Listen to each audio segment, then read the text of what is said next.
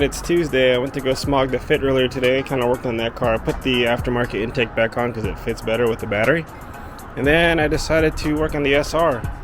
Alright, so we just got done installing the hose clamps for the intercooler kit. Also went through and put this GK Tech coolant overflow. Actually fits in the factory location really nice.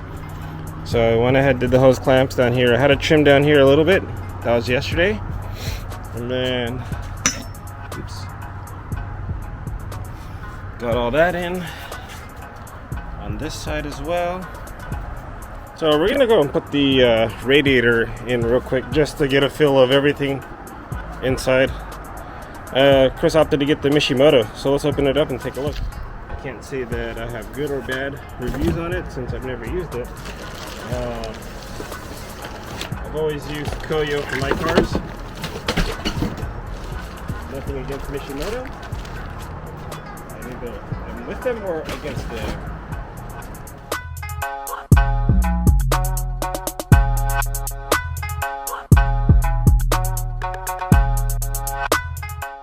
Alright, so you guys see out of the box. Let me turn you guys around. I'm not entirely sure that this 100% matters, but this is right out of the box.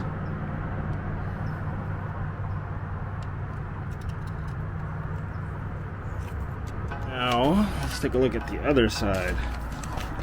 And you guys just saw me pull this out of the box.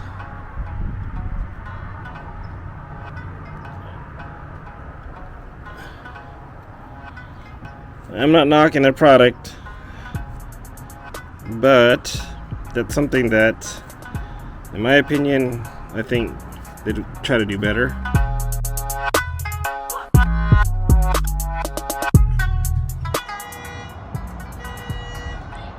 Alright, so here's where we're at. That's where the throttle is, where it just puts enough tension on the cable where I need it to be to fit into wherever this, right there. But do you see how much it opens the throttle?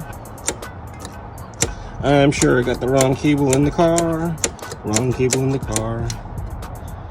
Anyways, I'll make it work for now. So here's the line directly off the slave. And then here's the line off the, here's the line off the clutch master. Here's the line off the slave. You don't fit, man. You don't fit. You don't fit. Okay, but I'm gonna put the downpipe on. A lot of people always ask me how I find time to do what I'm working on, spend time with the family. I try to do a little every day. You do a little every day, then it'll add up, and then you'll get closer to your end goal. That's basically all I do. Just do a little every day. So I'm gonna go ahead and put this downpipe in now. So here's the bolts that came with the downpipe. You figure there's two. That will go to this gasket, which is the collector, right? I can see that working. There'd be three that go up into the downpipe. This is what came with the downpipe. When I went to go thread them in, they fucking started stripping. Then I realized that they're not the same thread. Luckily, that the downpipe metal was stronger than these stupid ass bolts, and I found some bolts that go in there. Hello again. So I bolted up the downpipe. I didn't really record anything. I didn't think it was that exciting for me to need to record, but do some simple math. And based on where there's scrape marks on the frame, I think if we're gonna put money and time on this, as soon as we pull it off my driveway, this downpipe is gonna be busted.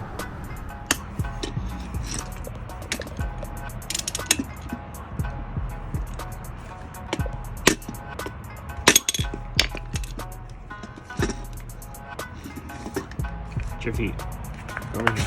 There you go.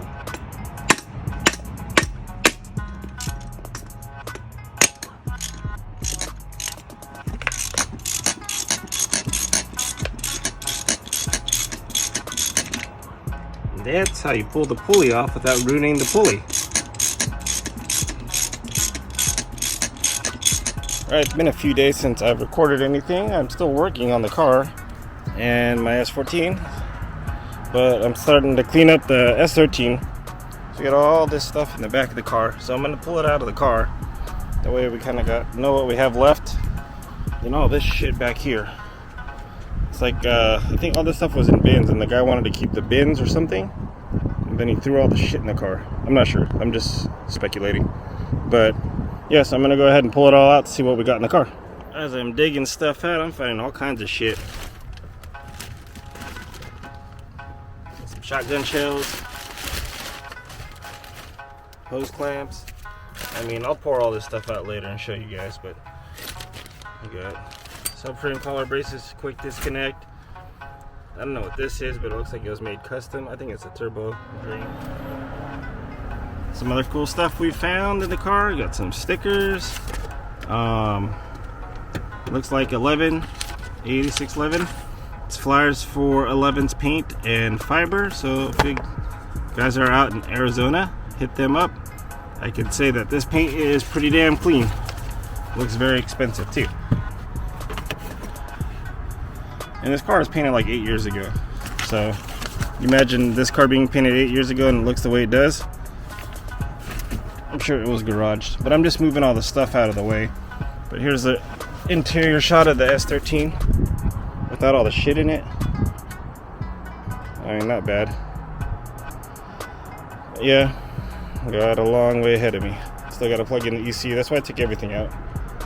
Got to plug in the ECU and do all that stuff. Alright, so the moment's here, guys. I've been waiting for this trans mount for a while now. This is what's been kind of holding me up. Now that I got the trans bracket on, or got the trans bracket here, I can put the mount on the trans and then put the drive shaft in. Then I can drop the car. Alright, so the good news is that I got the trans bracket. The bad news is it's the wrong one. So I know that there's 2 or 3 variants of the trans bracket. I got 2 more tries. So, Chris, you're gonna have to buy another trans bracket. Sorry, bro. Alright, so now that we got the discovery of the wrong trans bracket, I was still able to bolt up one side, which is fine for now. So that way I can put on the drive shaft, the exhaust, and everything else that needs to go into the car. And then source the trans bracket, jack it up, and all that stuff. But after a few weeks of the car being up in the air, I got it back on the floor. Take a look. So yeah, I mean, it's minor setback, but we'll have to figure out which one we need. But she's on the floor, sort of, sitting on a brick. But nonetheless, we're one step further. So all I can say is a few more hours of work and we'll be ready to start driving this thing, hopefully.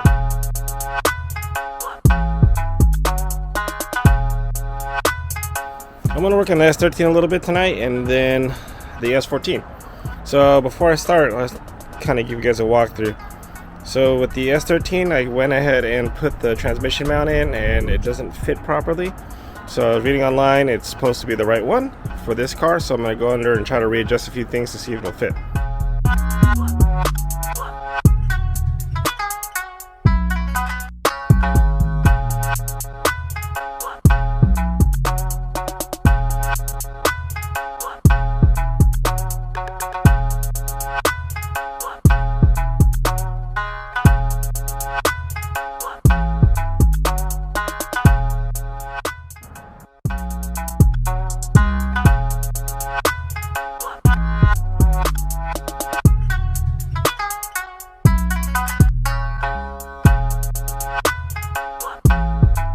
Alright, so we're very close to getting this thing going.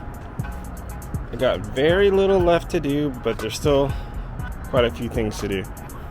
I just put on the exhaust and the trans bracket. I actually had to move it around and it actually fit. So earlier in this video, I'm talking about how the trans bracket didn't fit. I went online, kind of looked around, best tips. The biggest thing with this was the Nismo mount is super stiff. So if you put one side on first, it doesn't really go on that well. So I got it on. I just got to get some hoses for the fuel lines. This here. Just a couple things. Change out the spark plugs. Power steering pump's on its way in. Our power steering components. And we're ready to go. But I think it can fire this thing pretty soon. Really soon, actually. probably in the next few days. I do want to get the drive shaft on before I fire it up. And then actually got to do fluids too.